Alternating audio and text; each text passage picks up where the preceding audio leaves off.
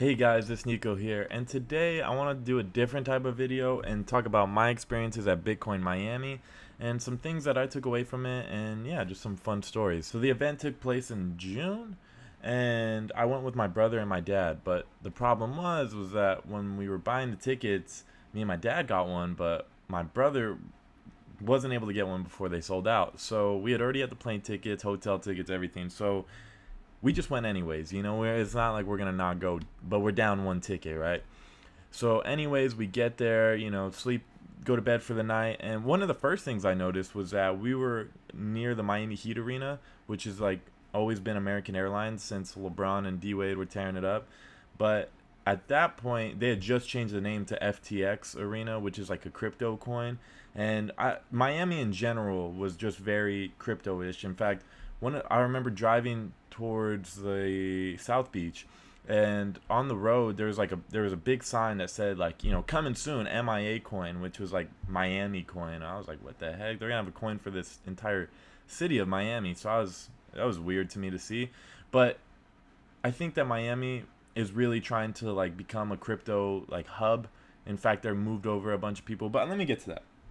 The first day was really cool though. We wanted to get there early enough so that there wouldn't be a line, because we knew that, like, instead of being at the Miami Heat Arena where I'd assume it would be, considering it was a large event, it was at kind of a weird area, and I'm from Albuquerque, so like weird areas aren't a big deal to me, except for the fact that the line was so long it went like 3 blocks around like a weird neighborhood. So it was whatever, I wasn't stressing about it, but there was no like distinct line. It was, there's two lines that like kind of merged into one, and there's some fighting over which line.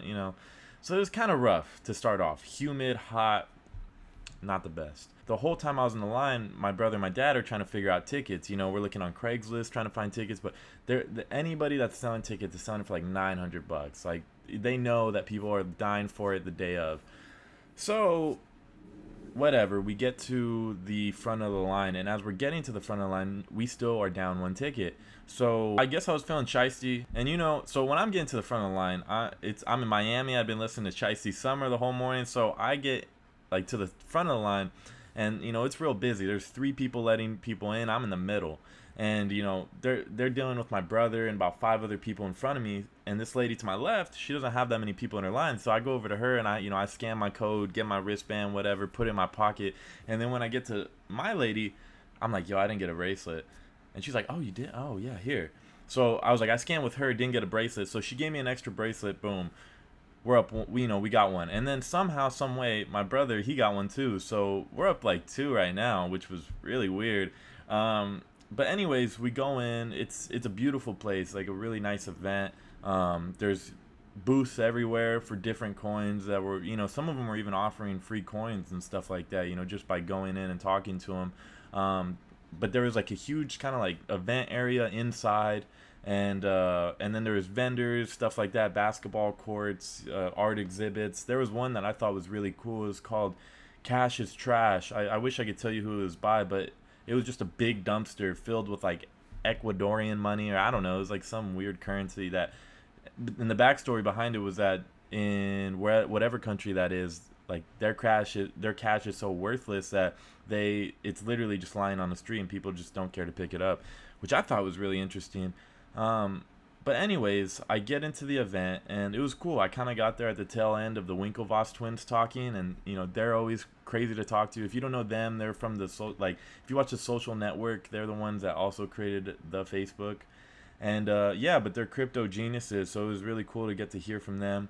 And then Jack Dorsey went up there and talked, and that's the Twitter CEO, and he just seems like one of those guys you just like want to hang out with for some reason. I don't know, he's a cool guy, good energy. And while he's up there just talking about how crypto can help change the world in different ways, some lady goes up and starts yelling at the stage. Meeting Elizabeth and team. How can you say that this is a currency for everyone in the world when you are the king of censorship? Bitcoin is about decentralization, and you have no right to be here today speaking about this. She went up there and started screaming and like protest for something. I think it was like censorship. I don't know, but she made a big old scene in the middle of this dude talking. Everybody, it was all over Twitter, and this lady was like running for office somehow. I don't know, but that was cool. Just seeing Jack Dorsey talk, and while I was leaving Jack Dorsey talking, there was some other people coming up, and I like just kind of stood off to the side. You know, there's seating and out, there's people standing off to the side, and like I'm standing there just listening. And I look up and I'm like, dang, this dude's tall. And I look up and it's Michael Carter Williams, like plays for the Orlando Magic. I was like, no way, like I've always watched you. I was like, that's crazy. You know, what are you doing here? He's like, nah, man, I'm just kicking it. I was like, okay, cool. I was like, by the way, do you know any NBA players? Like, do you be trying to get your friends to get in on it? He's like, yeah, you know, I tell all of them, but you know, only some of them listen. I was like, wow, that's interesting. I mean, it's interesting to think because they're all millionaires. You would think they'd want to, but they're probably already, you know, well off, so they don't really need to invest. They do need to invest. But anyways, it was cool. I got to meet him. I left, and as me and my brother, we went and you know got some food, some acai bowls, whatever. And when we were walking back, we found this like area we couldn't get into. It's called the Whale Room, and it had like you know open bar, like a banquet type of food thing, just a bunch of people in there. But like to get in, you had to buy a whale ticket, which was like 15K a ticket, and like you got to skip the line, you got to go into the whale room. I don't know, like what else you got? A yacht? I don't know. But we're kind of trying to get in there. You know, we're just kind of peeping around, and we see like a back door open. In fact, I'll put it in the video. You can like see it just from a distance. We just kind of walked in, you know, we're like, oh shit, like let's see what's going on. And everyone, nobody said anything, you know. It was just kind of a dark room with a lot of people. I'm assuming like, you know, some affluent people. And so my goal was for that day was just to go around and start talking to people. I got in there and you know I was just going up to people, introducing myself, seeing what other people did. It was really interesting. But yeah, it was funny because I was able to sneak my dad in and my dad's friend in too. So you know we're all just in the whale room, just kind of talking to people, meeting people. And it was one of the interesting parts of it was that like the event itself was like a very Bitcoiny event. You know, it was a Bitcoin conference, but you would think like more people know the term Bitcoin than cryptocurrency. You know what I mean? So like I assumed it would just be like people in the crypto space. Not true. It was a lot of Bitcoin people, and I'm not really a Bitcoin person at all. But it was fun because when I got into the whale room, I was able to meet other Cardano people, you know, which was nice. It was like a little bubble. In fact, I met Wallace Inc., and he has a great YouTube channel, runs a great staking pool, just a great dude in general. And I recommend checking out his videos for sure. If you like my stuff, you'll love his stuff. But it was cool, you know, I just got to meet other people. We went outside with some of the Cardano dudes. My brother rolled a big old fatty, and you know we got one out there at the event, which was really cool. It was also one of my first introductions to NFT people. I was sitting down talking to a couple people. One of them named Jeff Flowmaniac. He has a popular Twitter account, and he was just cool. He was telling me all about the NFTs. He had a crypto punk, and you know just explaining it to me. And it was one of my first times ever really being exposed to it, seeing how passionate people were about it. At first, you know, I kind of just thought it was like a part of the crypto space, but not like, you know, now it's like one of like the foundations of the crypto space, and it's exploding more now than ever. I also got to meet BitBoy, and he's a really cool guy. He's a lot buffer than I thought he was for some reason. I don't know, it just threw me off, but it was super cool. He was like open to talking to me and stuff. Really nice guy. But yeah, it was a really cool event. I had a good time, and I got to go to the beach after that, and it was like one of my first times ever at the beach, and I'll put pictures on the screen. I had a good time. Miami Beach I totally recommend it to anybody. After that, I'd been invited earlier in the day to come to this event. It was like a crypto, you know, meetup. I don't know, kind of like a meeting in some bar, you know. And I'm not 21, so I was like, okay, whatever. But we pull up and it's a bar, but they don't serve alcohol. You know, they only serve kava and like kratom, which I've never even heard of. It's just like it's like a root, and I don't know. I got like a drink of it, one cup, and it was weird what it did to me. I was crazy focused and like really like tingly. It was, I don't know, but it was a good time. And then day 2 came.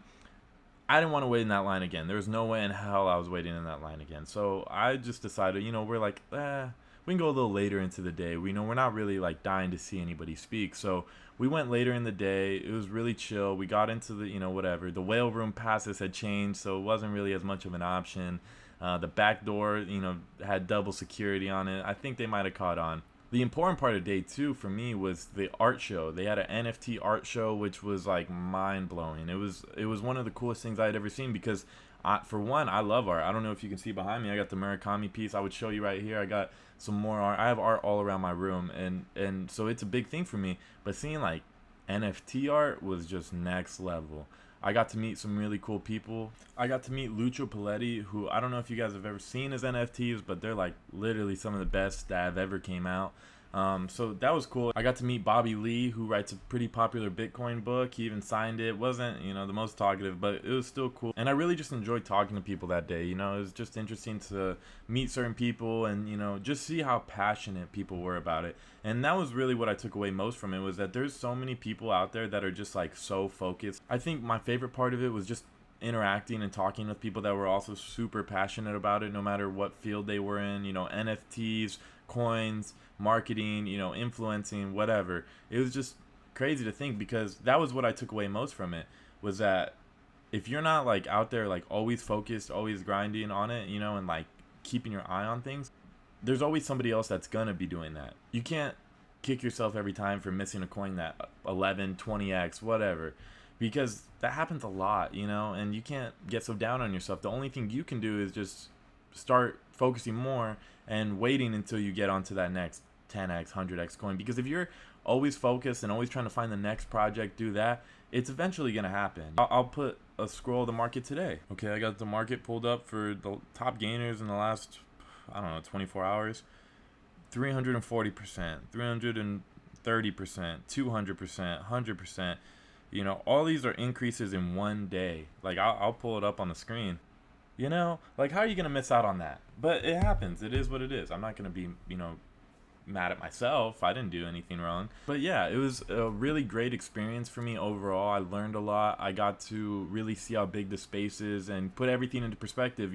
I realized then that this is not just like a fad or just, something people do. It's like literally the wave of the future. So that's why like my main focus nowadays is just working on crypto and trying to find what I can and do what I can, because that's going to be like not only the future of finance, but like now in existence is the easiest time ever to gain a large amount of wealth.